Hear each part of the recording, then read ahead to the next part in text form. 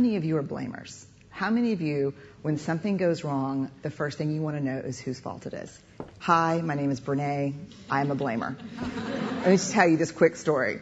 So this is a couple years ago when I first realized the magnitude to which I blame. I'm in my house. I have on white slacks and a pink sweater set, and I'm drinking a cup of coffee in my kitchen. It's a full cup of coffee. I drop it on the tile floor. It goes into a million pieces, splashes up all over me. And the first, a millisecond after it hit the floor, right out of my mouth is this: damn you, Steve. Who's my husband? Because let me tell you how fast this works for me. So Steve plays water polo with a group of friends. And the night before, he went to go play water polo. And I said, hey, make sure you come back at 10, because I can never fall asleep until you're home. And he got back at 10:30. And so I went to bed a little bit later than I thought. Ergo, my second cup of coffee that I probably would not be having had he come home when we discussed. Therefore, and so the rest of that story is I'm cleaning up the kitchen. Steve calls, caller ID. I'm like, hey. He's like, hey, what's going on, babe? What's going on? So I'll tell you exactly what's going on.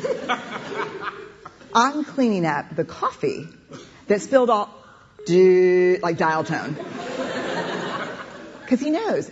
How many of you go to that place when something bad happens, the first thing you want to know is whose fault is it?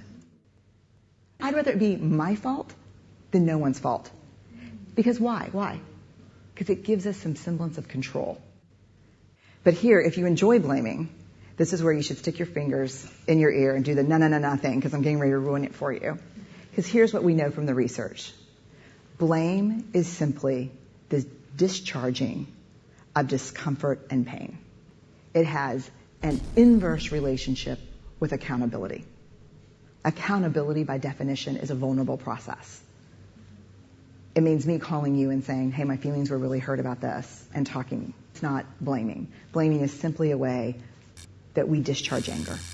People who blame a lot seldom have the tenacity and grit to actually hold people accountable, because we expend all of our energy raging for 15 seconds and figuring out whose fault something is.